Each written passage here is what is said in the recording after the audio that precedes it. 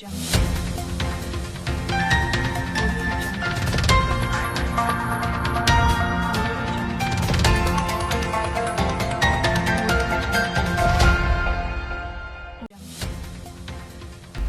mot d'ordre de grève de 112 heures reconductible des banques et établissements financiers a été suspendu ce jeudi 25 novembre sur toute l'étendue du territoire national. Grogne sociale, les travailleurs du CHU.G en grève d'un mois à partir du 1er décembre. Ils réclament le retour de leur secrétaire général Fousseini Koulibaly, muté ainsi qu'une meilleure condition de travail. Respect des gestes barrières, port du masque et utilisation des gels hydroalcooliques sont tant d'habitudes que les Maliens tendent à délaisser. Pourtant, le virus est toujours là avec des nouveaux cas quotidiens. Voilà, c'était là pour vous, le sommaire de cette édition. Mesdames et messieurs, bonsoir. Merci d'être parmi nous sur Liberté Télévision.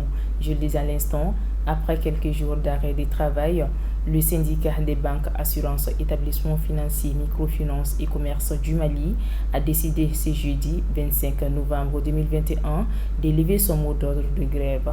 Cela fait suite à plusieurs processus de négociation avec les autorités de la transition. Mariam Keita pour les détails.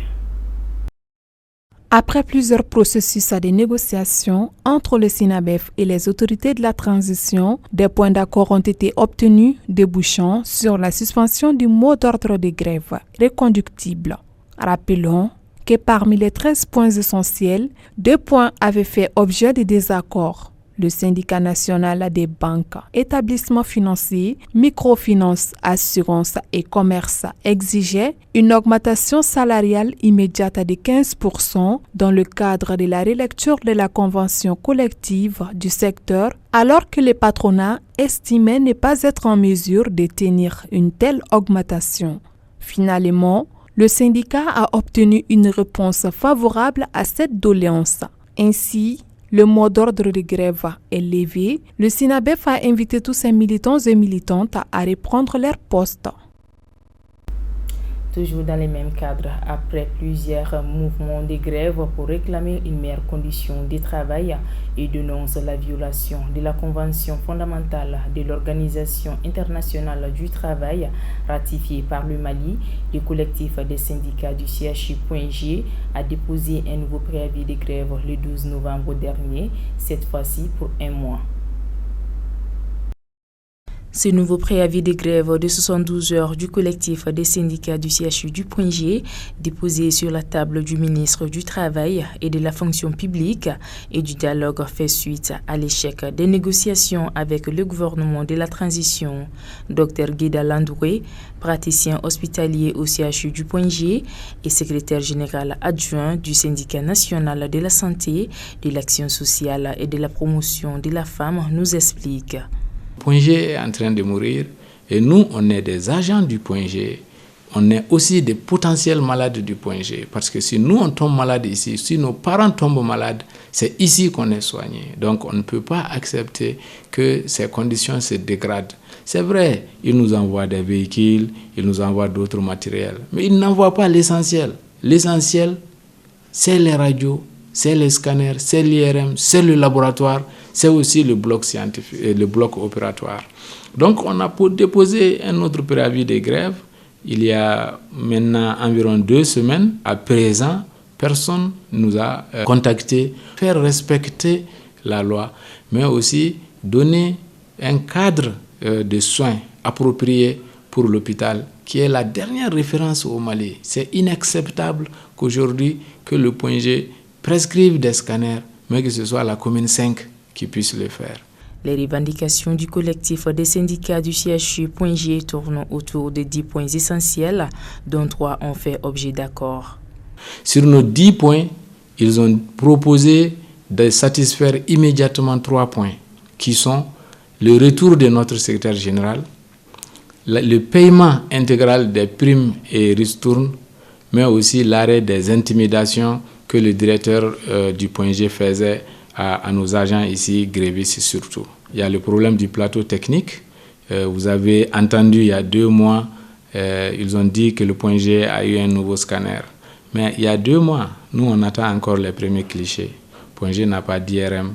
Les urgences du point G sont fermées. Ça a été délocalisé dans une autre structure, mais qui ne répond pas aux critères. On n'a pas le droit de muter un agent sans qu'il ne soit informé du contenu ou des raisons de sa mutation. Donc notre secrétaire général, comme tous les autres, a appris par les courriers qu'il a été muté pour être mis à la disposition du gouverneur du district de Bamako. Pour faire bonne foi, il est allé pour prendre service. La première fois, la décision n'était même pas arrivée. La deuxième fois, il a quand même pris. Mais jusqu'à présent, notre camarade est à la maison. Le gouverneur ne l'a pas mis quelque part et il ne sait même pas quoi faire. Donc ça, c'est en violation de la loi 98 qui régit les relations entre l'administration et les usagers. Selon Dr Landouré, ces mouvements de grève visent à amener les décideurs à créer une meilleure condition de travail des agents de santé de cette structure étatique. Cependant, leurs conditions se détériorent de jour en jour, déplore-t-il. C'est vrai, ils nous envoient des véhicules, ils nous envoient d'autres matériels, mais ils n'envoient pas l'essentiel. L'essentiel, c'est les radios, c'est les scanners, c'est l'IRM, c'est le laboratoire, c'est aussi le bloc scientifique, le bloc opératoire.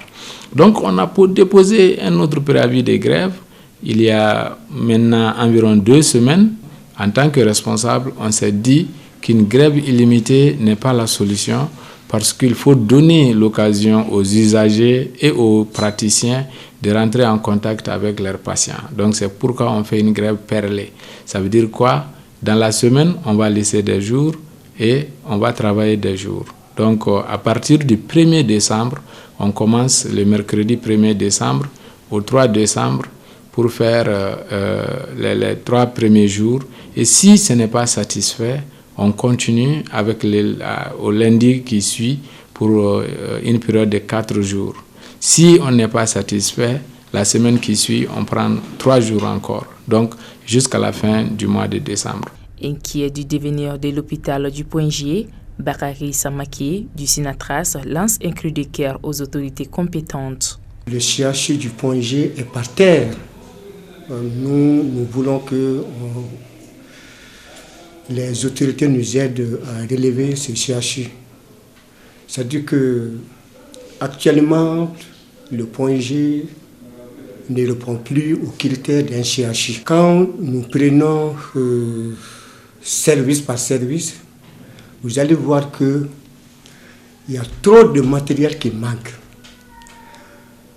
Surtout au niveau de l'imagerie.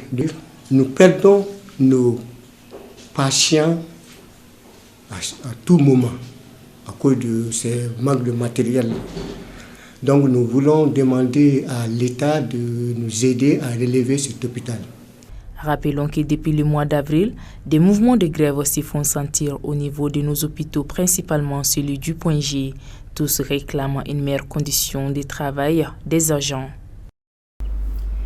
Chaque jour, le Mali compte de nouveaux cas de contamination à la COVID-19. Certes, les chiffres sont fortement en baisse et le taux de guérison est très élevé. Toutefois, la maladie est toujours présente et continue à faire des morts. La population est cependant moins vigilante. Au Mali, le taux de guérison de la COVID-19 est de plus de 90%. Actuellement, les cas de contamination ont baissé et les campagnes de sensibilisation et de vaccination ont ralenti. Une situation qui conforte beaucoup de Maliens à l'idée que le coronavirus est derrière nous. Pourtant, le virus circule toujours et le nombre réel de cas positifs est difficilement identifiable dans les pays en voie de développement où la population se fait rarement tester spontanément selon l'OMS. Au Mali, il reste encore beaucoup à faire sur la communication autour du coronavirus, car certains jusqu'à présent doutent toujours de sa présence. Les derniers chiffres rendus publics par l'UNSP font état de 92 nouveaux cas positifs pour la journée de ce jeudi 25 novembre. Et pour la situation globale, sur 17 000 cas positifs, 15 000 ont été guéris. Et concernant la campagne de vaccination, pour l'instant, le Mali n'a pas reçu de nouvelles doses. À ce jour, près de 290 000 personnes sont complètement vaccinées. Toutefois, ils sont nombreux à ne pas avoir complété leur schéma vaccinal. De plus, la population reste dubitative sur son efficacité et beaucoup ne souhaitent pas se faire vacciner. Voilà, c'est tout pour ce journal d'information. Merci de nous avoir suivis et bonne suite des programmes sur la Liberté Télévision.